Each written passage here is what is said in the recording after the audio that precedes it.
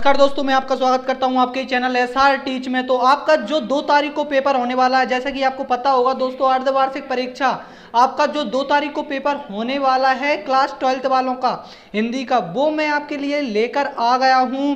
समय आपका 3 घंटे का रहेगा। जैसे कि आपको पता होगा इस बार पूर्णांक आपका 80 अंक का होने वाला है। निर्देश तो आपको सबको पता ही हो। ठीक है, बात कर लेते हैं पहले क्वेश्चन की। इससे पहले मैं आपको बता दूं, अगर आप चैनल पर नए आए तो प्लीज चैनल को सब्सक्राइब करना ना भूलें, साथ ही बेल आइकन जरूर दबाएं और वीडियो को ज्यादा से ज्यादा शेयर करें। जैसे कि देख सकते हैं आपका पहला क्वेश्चन हो जाता है दोस्तों, निम्नलिखित वाक्यों के लिए सही विकल्प का चयन कीजिए। तो पहला दिया हुआ है आपका, अच्छे अध्यक्ष के दिमाग की हालत इस तरह की चटनी की सभा हो जाती है। ठीक है, तो इसका राइट आंसर पहला आ हो जाता है आपका। इसके बाद दूसरा दिया हुआ है, एक नौनोज मीटर का साइज मानव के बाल के हिस्से के बराबर होता है। ठीक है, इसके बाद आपका अगला क्वेश्चन आ जाता है तीसरा सही विकल्प, छापते कुटूर कहू समय जमुना के तीर कहा है। ठीक है, इसके बाद आएगा आपका, तीली फक्का फक्का करके बुझा गई।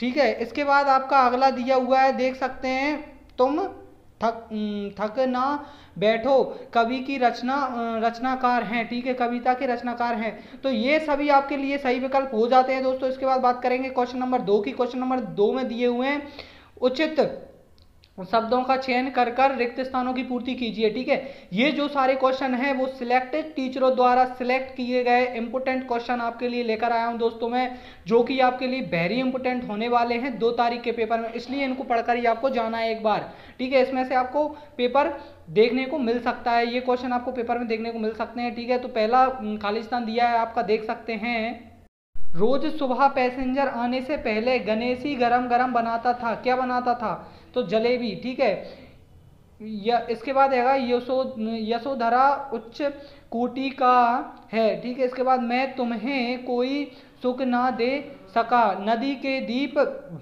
उपन्यास किस का प्रकार है।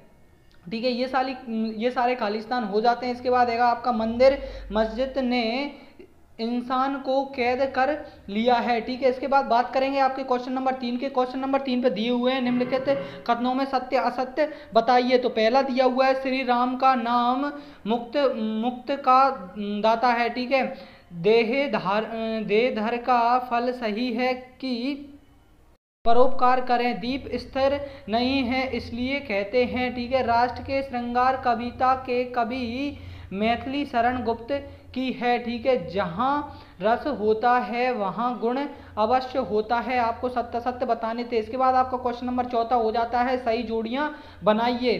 तो सही जोड़ियाँ आप स्क्रीनशॉट ले लीजिए, तो ये आप ले सकते हैं। जैसे कि मैं आपको बता दूं, पेपर का ऐसा भी हो सकता है, ये सेम टू सेम भी आ सकता है, या फिर इसमें से कुछ क्वेश्चन तो आपको देखने को मिल ही जाएंगे। ठीक है, तो आपका 5वां क्वेश्चन है, एक वाक्य है, एक शब्द में उत्तर लिखिए। सूरदास के इष्ट देव कौन है? ठीक है, नाम मुक्त देता है, रूप अणिमा देता है और गुण गरिमा देता है, ऐसे ही भक्ति क्या देता है। ठीक है, बाला की दृष्टि में परमात्मा कहाँ विराजित हैं? ऊंट के मुंह में जीरा मुहावरे का अर्थ क्या है?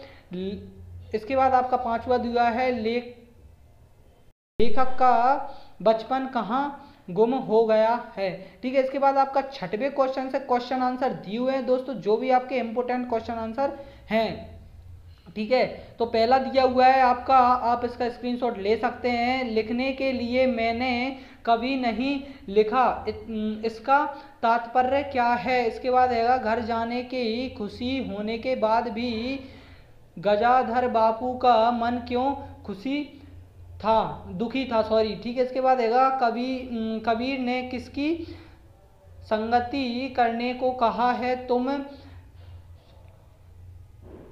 चलाते हो सदा चेतना के तीर से, नवीन जी का क्या आस है। इसके बाद आएगा यशोधर दुखी क्यों थी। ठीक है, यशोधा दुखी क्यों थी। इसके बाद आएगा बाला सुरबाला के बाल स्वभाव की दो विशेषताएं लिखिए। रंग की पहचान करने से होने वाले 3 लाभ लिखिए। इसके बाद है लेखक के अनुसार गीता के जन्म का उद्देश्य क्या था। इसके बाद दिए गए मुहावरों का वाक्यों में प्रयोग कीजिए। दांत खट्टे करना, मुंह लटकाना, ठीक है। इसके बाद अथवा में दिया है आचार्य रामचंद्र शुक्ल जी के अनुसार रस की परिभाषा कीजिए, ठीक है, क्या है। इसके बाद है आपका 11वां क्वेश्चन, ठीक है।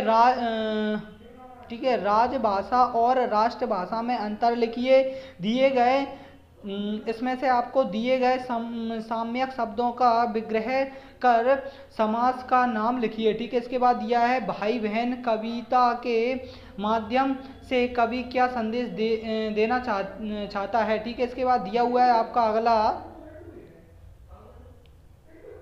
इसके बाद आपका दिया है 13वां, छायावाद काव्य की कोई 4 विशेषताएं लिखिए। नीम के पत्थर से कवि का क्या तात्पर्य है। नैनो